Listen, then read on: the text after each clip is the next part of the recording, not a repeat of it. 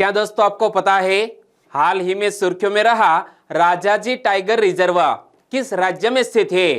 आकाश missile के नए संस्करण का सफल परीक्षण कहां से किया गया?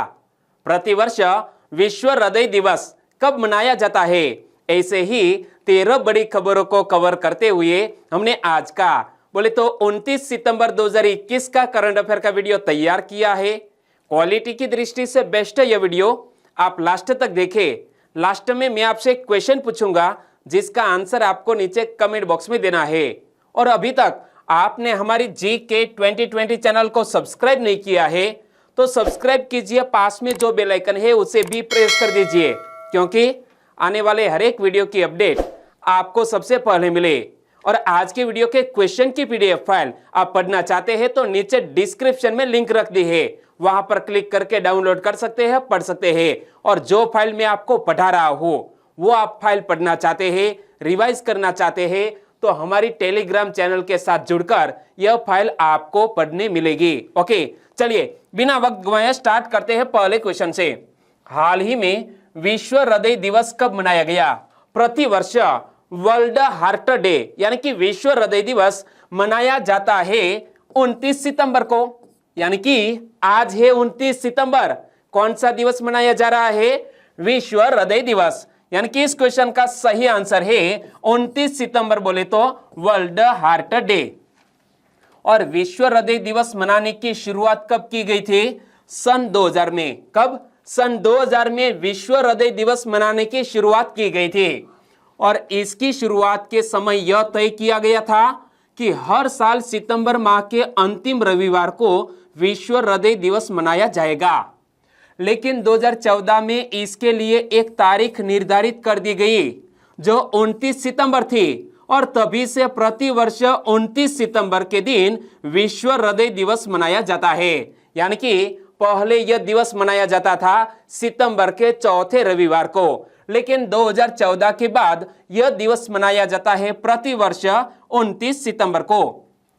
और यह दिवस वार्षिक रूप से हृदय रोग और स्ट्रोक संबंधी सभी हृदय रोगों के बारे में जागरूकता फैलाने और इनके रोकथाम और नियंत्रण के उपायों का प्रचार प्रसार करने के लिए मनाया जाता है।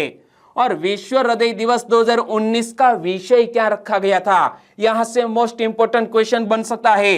वर्ल्ड हार्ट डे 2019 की theme my heart your heart. क्या? माय हार्ट योर हार्ट 2019 के वर्ल्ड हार्ट डे की थीम।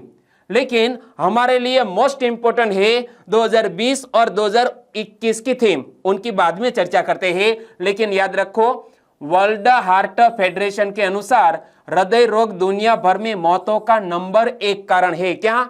मौतों का नंबर 1 कारण है यह हार्ट अटैक। और विश्व हृदय दिवस 2020 के लिए थीम क्या रखी गई थी? Use heart to beat cardiovascular disease. क्या? Use heart to beat cardiovascular disease 2020 की विश्व हृदय दिवस की थीम। लेकिन यहां दोस्तों स्टार लगा दो, क्योंकि इस साल की थीम के बारे में एग्जामिनेशन में क्वेश्चन पूछ लिया जा सकता है।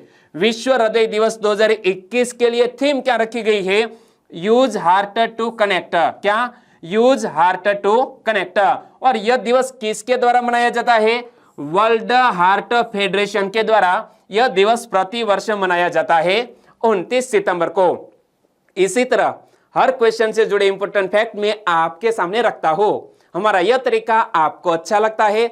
लाइक करना मत भूलिएगा। दूसरा क्वेश्चन है आपकी स्क्रीन पर, राज्यसभा में सदस्य कितने साल के लिए चुने जाते हैं? यूं तो कॉन्स्टिट्यूशन का क्वेश्चन है, लेकिन करंट अफेयर में क्यों आया वो बाद में पता चल जाएगा। लेकिन पहले बताओ आप कि राज्यसभा के सदस्य कितने साल के लिए चुने जाते हैं? 6 साल के लिए चुने जाते हैं। यानी कि इस क्वेश्चन का सही आंसर है 6 साल।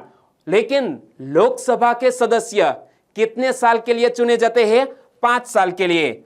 लेकिन यहां हम बात करते हैं राज्यसभा की, तो केंद्रीय मंत्री सर्बानंद सोनोवाल, एल मुरुगन और भारतीय जनता पार्टी के नेता एस सेल्वा गणपति राज्यसभा के लिए निर्विरोध निर्वाचित घोषित कर दिए गए हैं।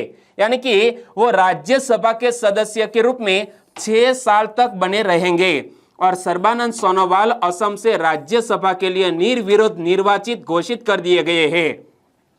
तो मध्य प्रदेश में भारतीय जनता पार्टी के नेता एल मुरुगन को संसद की ऊपरी सदन के लिए यानी कि राज्यसभा के लिए निर्विरोध निर्वाचित घोषित किया गया और एस सेल्वा गणपति पुदुचेरी से राज्यसभा की एकमात्र सीट पर निर्विरोध निर्वाचित हुए हैं। इसीलिए करंट अफेयर में आया है राज्यसभा। और राज्यसभा एक स्थायी सदन है। कॉन्स्टिट्यूशन के लिहाज से मैं आपको बता रहा हूं कि राज्यसभा एक स्थायी सदन है और यह भंग नहीं होता। तथापि प्रत्येक 2 वर्ष बाद राज्यसभा के 1/3 सदस्य सेवानिवृत्त हो जाते हैं। यह मोस्ट इंपोर्टेंट फैक्ट है कि प्रत्येक 2 वर्ष में 1/3 सदस्य सेवानिवृत्त हो जाते हैं राज्यसभा में।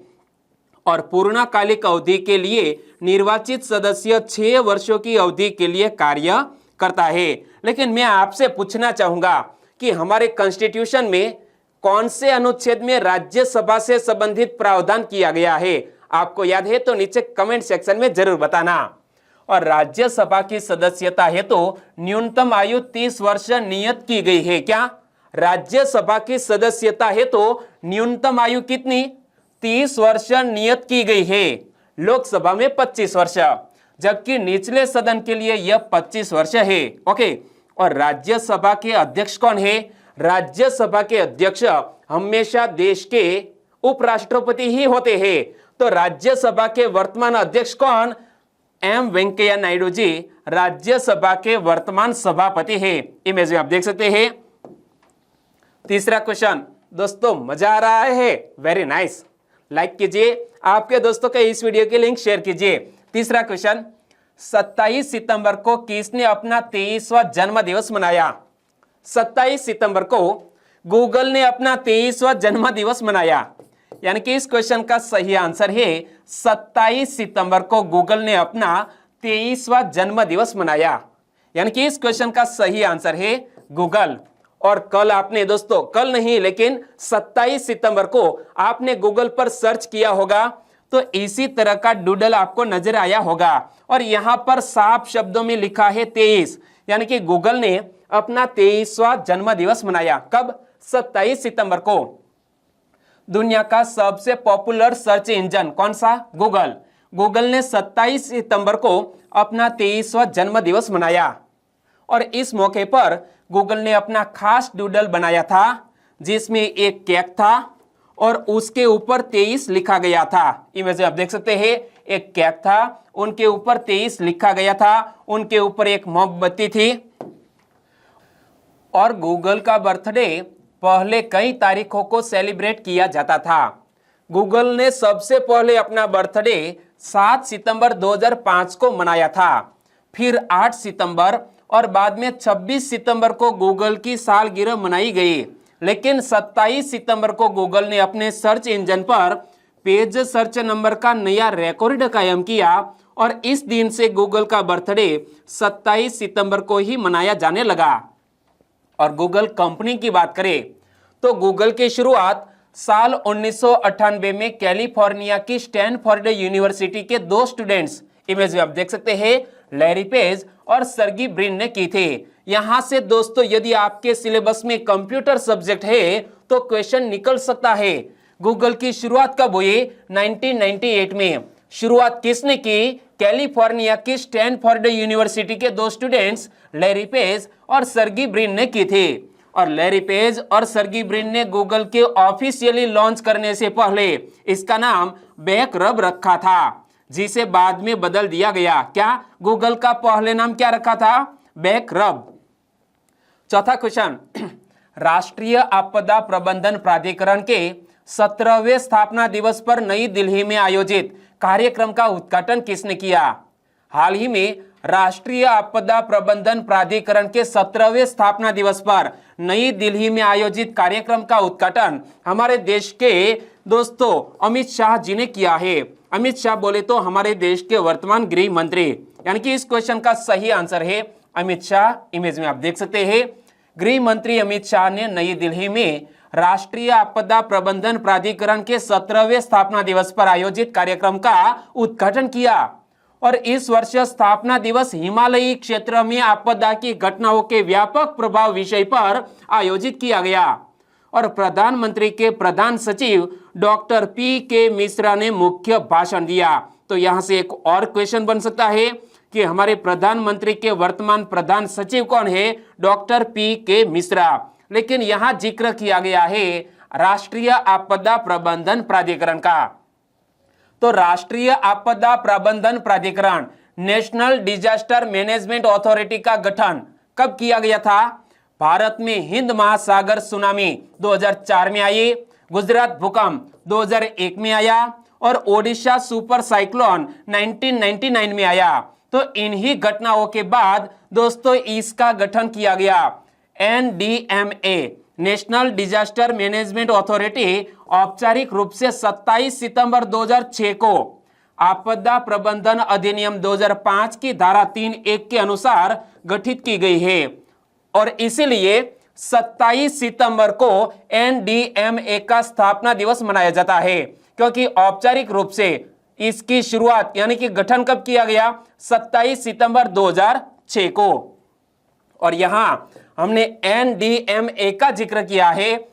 NDMA national disaster management authority Bharat में आपदा प्रबंधन के लिए नीतियों को लागू करता है और NDRF की बटालियनें देश भर में 9 विभिन्न स्थानों पर तैनात रहती है। 5वां क्वेश्चन, डेयरी क्षेत्र में महिलाओं के प्रशिक्षण और क्षमता निर्माण के लिए एक राष्ट्रव्यापी कार्यक्रम किसने शुरू किया? डेयरी क्षेत्र में महिलाओं के प्रशिक्षण और क्षमता निर्माण के लिए एक राष्ट्रव्यापी कार्यक्रम शुरू किया है राष्ट्रीय महिला आयोग ने। यानी कि इस क्वेश्चन का सही आंसर है राष्ट्रीय महिला आयोग। इंग्लिश में बोले तो नेशनल कमीशन फॉर वीमेन्स।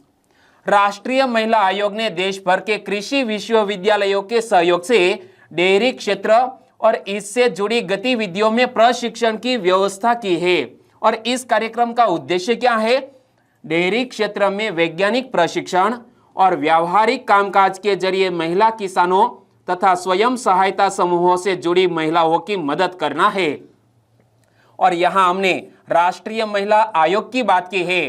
तो राष्ट्रीय महिला आयोग भारतीय संसद द्वारा 1990 में पारित अधिनियम के तहत 31 जनवरी 1992 में गठित एक संवैधानिक निकाय है। दोस्तों इसी तरह के फैक्ट हमें याद रख लेने चाहिए क्योंकि यह जीके बेस्ड है। तो याद रखो, राष्ट्रीय महिला आयोग भारतीय संसद द्वारा 1990 में पारित अधिनियम के तहत 31 जनवरी 1992 में गठित एक सांविधिक निकाय है।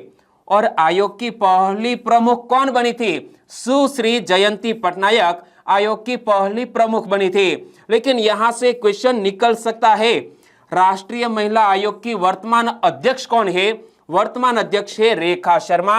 और दोस्तों आगे हम बात करें तो छठा क्वेश्चन आपकी स्क्रीन पर, नई दिल्ली में स्वच्छ सर्वेक्षण के 7वें संस्करण का शुभारंभ किसने किया? नई दिल्ली में स्वच्छ सर्वेक्षण के 7वें संस्करण का शुभारंभ किया है हरदीप सिंह पुरी ने। यानी कि इस क्वेश्चन का सही आंसर है हरदीप सिंह पुरी। और हरदीप सिंह पुरी किस मंत्रालय के मंत्री है? वो भी तो एक क्वेश्चन बन सकता है। हरदीप सिंह पुरी आवास और शहरी मामलों के मंत्री है। इमेज में आपने देख लिया। और उन्होंने नई दिल्ली में स्वच्छ सर्वेक्षण के 7वें संस्करण का हाल ही में शुभारंभ किया। और स्वच्छ भारत शहरी मिशन द्वारा आयोजित यह दुनिया का सबसे बड़ा शहरी स्वच्छता सर्वेक्षण है। यह बात याद रख लो कि स्वच्छ भारत शहरी मिशन द्वारा आयोजित यह दुनिया का सबसे बड़ा शहरी स्वच्छता सर्वेक्षण है। पीपल फर्स्ट की अवधारणा पर तैयार स्वच्छ सर्वेक्षण 2022 का उद्देश्य क्या है? शहरों द्वारा फ्रंटलाइन स्वच्छता कर्मियों का समग्र कल्याण करना है। और स्वच्छ भारत मिशन देश का एक महत्वपूर्ण और परिवर्तनकारी कार्यक्रम है। और हमारे देश के प्रधानमंत्री श्री नरेंद्र मोदी 1 अक्टूबर को स्वच्छ भारत मिशन और अमृत के दूसरे चरण की शुरुआत करेंगे। यहां से एक और क्वेश्चन बन सकता है कि 1 अक्टूबर को स्वच्छ भारत मिशन और अमृत के दूसरे चरण की शुरुआत किसने की? हमारे देश के प्रधानमंत्री ने। 7वां क्वेश्चन, आकाश मिसाइल के एक नए संस्करण का सफल परीक्षण कहां किया गया? आकाश मिसाइल के एक नए संस्करण का सफल परीक्षण DRDO ने किया है ओडिशा के चांदीपुर से, यानी कि इस क्वेश्चन का सही आंसर है चांदीपुर। इमेज में आप देख सकते हैं डीआरडीओ द्वारा यह सफल परीक्षण किया गया है आकाश मिसाइल के नए संस्करण का, जिसको क्या नाम दिया गया है? आकाश प्राइम नाम दिया गया है। क्या? आकाश प्राइम नाम दिया गया है। रक्षा अनुसंधान एवं विकास संगठन यानी कि डीआरडीओ ने ओडिशा के चांदीपुर में स्थित इंटीग्रेटेड टेस्ट रेंज में आकाश मिसाइल के एक नए संस्करण का सफल परीक्षण किया और इस मिसाइल को आकाश प्राइम नाम दिया गया है। और अपडेट किए जाने के बाद अपनी पहली उड़ान में आकाश प्राइम ने दुश्मन विमानों की तरह व्यवहार कर रहे मानव रहित हवाई लक्ष्यों को निशाना बनाया और नष्ट कर दिया। दोस्तों, यह महत्वपूर्ण उपलब्धि आकाश प्राइम ने प्राप्त की है। क्या? दुश्मन विमानों की तरह व्यवहार कर रहे मानव रहित हवाई लक्ष्यों को निशाना बनाया और दोस्तों हवा में ही नष्ट कर दिया। 8वां क्वेश्चन, 26 सितंबर 2021 को निम्न में से किस समाज सुधारक और शिक्षाविद की 201वीं जन्म जयंती मनाई गई? दोस्तों, प्रतिवर्ष 26 सितंबर को याद किया जाता है ईश्वर चंद्र विद्यासागर जी को, यानी कि इस क्वेश्चन का सही आंसर है ईश्वर चंद्र विद्यासागर की 201वीं जन्म जयंती 26 सितंबर को मनाई गई।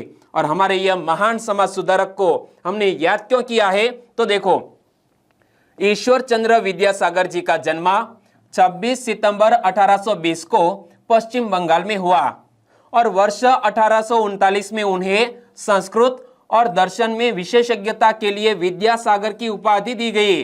और विद्यासागर का शाब्दिक अर्थ क्या होता है? ज्ञान का महासागर। और 21 वर्ष की आयु में ईश्वर चंद्र विद्यासागर ने फोर्ट विलियम कॉलेज में संस्कृत विभाग के प्रमुख के रूप में शामिल हो गए और उनकी बंगाली पुस्तक बोर्नो परिचय, क्या? एक बंगाली पुस्तक बोर्नो परिचय को आज भी बंगाली अक्षर सीखने के लिए एक परिचयात्मक पुस्तक के रूप में उपयोग किया जाता है। और आगे मैं आपको बताऊं तो ईश्वर चंद्र विद्यासागर ने हमारे देश के समाज के लिए क्या योगदान दिया है? देखो, उनके अथक संघर्ष का यही परिणाम था कि भारत की तत्कालीन सरकार ने वर्ष 1856 में विधवा पुनर्विवाह अधिनियम पारित किया। क्या? हमारे ईश्वर चंद्र विद्यासागर के प्रयासों से अंग्रेज सरकार ने 1856 में विधवा पुनर्विवाह अधिनियम पारित किया और 29 जुलाई 1891 को 70 वर्ष की उम्र में कोलकाता में उनका निधन हो गया। 9वां क्वेश्चन, सुर्खियों में रहा राजाजी टाइगर रिजर्व किस राज्य में स्थित है? सुर्खियों में रहा यह राजाजी टाइगर रिजर्व किस राज्य में स्थित है? उत्तराखंड राज्य में स्थित है, यानी कि इस क्वेश्चन का सही आंसर है उत्तराखंड राज्य में स्थित यह Rajaji tiger reserve. Current affair में क्यों आया? तो देखो, हाल ही में सर्वोच्च न्यायालय द्वारा, क्या? सुप्रीम कोर्ट द्वारा नियुक्त एक समिति ने राजाजी टाइगर रिजर्व के बफर जोन में 4.7 किलोमीटर की सड़क के उन्नयन के लिए दी गई छूट पर सवाल उठाया है और केंद्र तथा उत्तराखंड सरकार के दोस्तों यह डिसीजन पर जवाब भी मांगा है। किसने? सुप्रीम कोर्ट ने जवाब मांगा है केंद्र और उत्तराखंड की सरकार से। और सड़कों की माप में छूट को राष्ट्रीय वन्यजीव बोर्ड द्वारा मंजूरी दी गई थी, जो कि संरक्षित क्षेत्रों के अंतर्गत तथा उनके आसपास परियोजनाओं को मंजूरी देने वाली यह शीर्ष एजेंसी है। कौन सी? राष्ट्रीय वन्यजीव बोर्ड। यह दोस्तों परियोजनाओं को मंजूरी देने वाली एक महत्वपूर्ण शीर्ष एजेंसी है। भारतीय वन्यजीव संस्थान, जिसको इंग्लिश में बोले तो wild life institute of India. और यहां हमने जिक्र किया राजाजी टाइगर रिजर्व का, तो दोस्तों आपके सिलेबस में इंडियन जियोग्राफी है तो राजाजी टाइगर रिजर्व के बारे में आपको पता होना चाहिए। सबसे पहले तो याद रख लो, उत्तराखंड के देहरादून में स्थित है। तो अवस्थिति की बात करें तो उत्तराखंड हरिद्वार शिवालिक श्रेणी की तलहटी में यह राजाजी टाइगर रिजर्व अवस्थित है और यह राजाजी नेशनल पार्क का एक हिस्सा है। पृष्ठभूमि की बात करें तो राजाजी राष्ट्रीय उद्यान की स्थापना वर्ष 1983 में उत्तराखंड में 3 अभयारण्यों यानी कि राजाजी, मोतीचूर और चिला को मिलाकर की गई थी।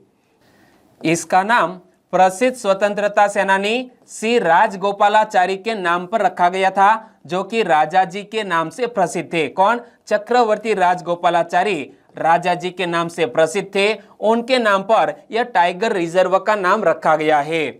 और वर्ष 2015 में इसे टाइगर रिजर्व घोषित किया गया था। क्या? राजाजी टाइगर रिजर्व कब घोषित किया गया था? वर्ष 2015 में। तथा यह देश का 48वां टाइगर रिजर्व बना था। 10वां क्वेश्चन, ग्रीन कैंपस अवार्ड किसने वितरित किए? ग्रीन कैंपस अवार्ड वितरित किए हैं हमारे देश के प्रधानमंत्री नरेंद्र मोदी जी ने। यानी कि इस क्वेश्चन का सही आंसर है नरेंद्र मोदी जी। प्रधानमंत्री श्री नरेंद्र मोदी जी ने 28 सितंबर को वीडियो कॉन्फ्रेंसिंग के जरिए तमाम Indian council of agriculture research संस्थानों, राज्य और केंद्रीय कृषि विश्वविद्यालयों और कृषि विज्ञान केंद्रों में आयोजित एक अखिल भारतीय कार्यक्रम में विशेष गुणों वाली 35 फसलों की किस्में राष्ट्र को समर्पित की। और इस मौके पर प्रधानमंत्री कृषि विश्वविद्यालयों को ग्रीन कैंपस अवार्ड वितरित किए। दोस्तों, ग्रीन कैंपस अवार्ड किसको दिया गया है? कृषि विश्वविद्यालयों को, यानी कि एग्रीकल्चर यूनिवर्सिटीज को यह ग्रीन कैंपस अवार्ड वितरित किए हैं। किसने? हमारे देश के प्रधानमंत्री ने। और ग्रीन कैंपस पुरस्कारों की बात करें तो ग्रीन कैंपस पुरस्कारों की शुरुआत इसीलिए की गई है ताकि राज्य और केंद्रीय कृषि विश्वविद्यालयों को ऐसी आदतें विकसित करने या अपनाने के लिए प्रेरित किया जा सके जो उनके परिसरों को ज्यादा हरा भरा और स्वच्छ बनाए और छात्रों को Swachh Bharat mission, waste to wealth mission में शामिल होने और राष्ट्रीय शिक्षा नीति 2020 के मुताबिक सामुदायिक जुड़ाव के लिए प्रेरित करे। इसी उद्देश्य से यह ग्रीन कैंपस पुरस्कार प्रदान किए गए हैं हमारे देश के प्रधानमंत्री के द्वारा। और यहाँ दोस्तों, जब 35 ऐसी फसलों की बात की है जो हाल ही में कृषि विश्वविद्यालयों या कोई और संस्थानों ने विकसित की है, तो उनकी भी बात करें। जलवायु को लेकर लचीलापन और ऊंची पोषक तत्व सामग्री जैसे विशेष गुणों वाली तकरीबन 35 ऐसी फसलों की किस्मों को साल 2021 में विकसित किया गया है। और दोस्तों, यह हमारे कृषि विश्वविद्यालयों की एक महत्वपूर्ण उपलब्धि भी है। 11वां क्वेश्चन, किस देश की क्रिकेट टीम के ऑलराउंडर मोइन अली ने टेस्ट क्रिकेट से संन्यास की घोषणा की? इमेज में आप देख सकते हैं, मोइन अली एक इंग्लैंड के जाने माने ऑलराउंडर। क्या? इंग्लैंड के एक जाने माने ऑलराउंडर ऐसे मोइन अली ने टेस्ट क्रिकेट से संन्यास की घोषणा की। यानी कि इस क्वेश्चन का सही आंसर है इंग्लैंड देश। इंग्लैंड क्रिकेट टीम के ऑलराउंडर मोइन अली ने टेस्ट क्रिकेट से संन्यास की घोषणा की है। मोइन फिलहाल यूएई में आईपीएल खेल रहे हैं। आपने कहीं स्क्रीन पर देखा भी होगा आपके मोबाइल पर। यदि आप आईपीएल देखते हैं तो मोइन अली किस टीम की ओर से खेलते हैं, नीचे कमेंट सेक्शन में जरूर बताना। आंसर आपके सामने है, ओके। और जिसमें वह चेन्नई सुपर किंग्स की टीम का हिस्सा है। क्या? चेन्नई सुपर किंग्स की टीम का हिस्सा है मोइन अली। और 34 वर्षीय ऑफ स्पिनर ऑलराउंडर मोइन ने साल 2014 में अपने टेस्ट करियर की शुरुआत की थी। और उनके करियर की बात करें तो इंग्लैंड की ओर से मोइन अली ने कुल 64 टेस्ट मैच खेले हैं, जिनमें उनके नाम 28.29 की औसत से 2914 रन है, जिसमें 5 शतक और 14 अर्धशतक भी शामिल है। 12वां क्वेश्चन, गुजरात विधानसभा की पहली महिला अध्यक्ष कौन बनी? गुजरात विधानसभा का नाम किसके नाम पर रखा गया है? वो भी एक जीके बेस्ड क्वेश्चन है। विठल भाई पटेल भवन। क्या? गुजरात विधानसभा का नाम विठल भाई पटेल के नाम पर रखा गया है। और गुजरात विधानसभा की पहली महिला अध्यक्ष बनी है नीमाबेन आचार्य। यानी कि इस क्वेश्चन का सही आंसर है नीमाबेन आचार्य। इमेज में आप देख सकते हैं। गुजरात विधानसभा का 2 दिवसीय मानसून सत्र गांधीनगर में शुरू हुआ और कच्छ से विधायक नीमाबेन आचार्य को सर्वसम्मति से सदन का नया अध्यक्ष चुना गया है।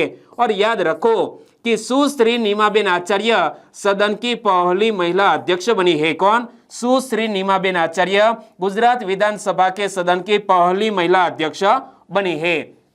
13वां और लास्ट क्वेश्चन, हाल ही में सौभाग्य योजना ने अपने कार्यान्वयन के लिए कितने वर्ष सफलतापूर्वक पूरे कर लिए? सौभाग्य योजना ने हाल ही में अपने कार्यान्वयन के लिए कितने 4 साल पूर्ण कर लिए हैं, यानी कि इस क्वेश्चन का सही आंसर है 4 साल। हाल ही में प्रधानमंत्री सहज बिजली हर घर योजना यानी कि सौभाग्य योजना ने अपने कार्यान्वयन के 4 वर्ष सफलतापूर्वक पूरे कर लिए हैं और इसकी शुरुआत से लेकर 31 मार्च 2021 तक तकरीबन 2.82 करोड़ घरों का विद्युतीकरण किया जा चुका है। यह महत्वपूर्ण उपलब्धि हासिल की गई है सौभाग्य योजना के तहत। और सौभाग्य योजना को वर्ष 2017 में देश के ग्रामीण और शहरी क्षेत्रों में सभी घरों का विद्युतीकरण सुनिश्चित करने के लिए शुरू किया गया था। और सौभाग्य योजना का उद्देश्य क्या है?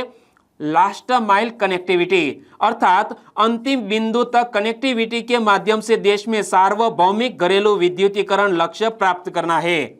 और अब बात करते हैं लास्ट वीडियो के क्वेश्चन की। लास्ट वीडियो में मैंने आपसे क्वेश्चन पूछा था, आईसीसी पुरुष T20 विश्व कप के लिए आधिकारिक एंथम किसने कंपोज किया है? आईसीसी पुरुष T20 विश्व कप के लिए एक ऑफिशियल एंथम कंपोज किया है अमित त्रिवेदी ने, यानी कि इस क्वेश्चन का सही आंसर था अमित त्रिवेदी। लगभग सभी दोस्तों ने बिल्कुल सही जिक्र किया है, लेकिन इनमें से कुछ फ्रेंड के नाम लेना चाहूंगा। तो वो है निशांत शाह, HR हंसा, पटेल गौरव, रविंद्र भानवर, रोशनी प्रजापति, वाजा दीपक, कुरेशी नासिया और भावना तड़वी। इन सभी दोस्तों ने बिल्कुल सही आंसर दिया है। हमारे और भी सब्सक्राइबर फ्रेंड है, वो है जयराज राठवा, भारती जी, CJ राठौड़, CRPF नामक कोई सब्सक्राइबर फ्रेंड है, वो भी हमारे साथ जुड़ चुके हैं। आपका आंसर बिल्कुल सही। और CRPF के जवानों के लिए एक सैल्यूट। तो वीरूबा गोहेल, निक चौधरी, उदया निर्मल, विनेश कोहली, इन सभी दोस्तों का आंसर बिल्कुल सही। हमारे और भी सब्सक्राइबर फ्रेंड है, वो है नीलेश पाटनवाड़िया, सुमित्रा परमार, अनिल कुमार बोडत, उत्सव मोदी, हंसराज राठौड़, विहान ठाकुर, वसावा भूपेंद्र और महेश सापरा। सभी दोस्तों को दिल से थैंक यू सो मच। और आज के वीडियो का क्वेश्चन ए रहा स्क्रीन पर, वायुसेना ने शानदार एरो शो का आयोजन कहां किया? वायुसेना ने शानदार एयर शो का आयोजन कहां किया? विथ इमेज कल मैंने आपको बताया था। आपको याद है तो सही ऑप्शन चुनिए और आंसर दीजिए नीचे कमेंट बॉक्स में। और वीडियो वाकई में आपको अच्छा लगा है, हेल्पफुल लगा है, तो आपके दोस्तों को फेसबुक, व्हाट्सएप या टेलीग्राम के जरिए इस वीडियो के लिंक शेयर करना मत भूलिएगा। बस छोटी सी उम्मीद के साथ वीडियो खत्म करते हैं, फिर मिलेंगे नए करंट अफेयर वीडियो के साथ।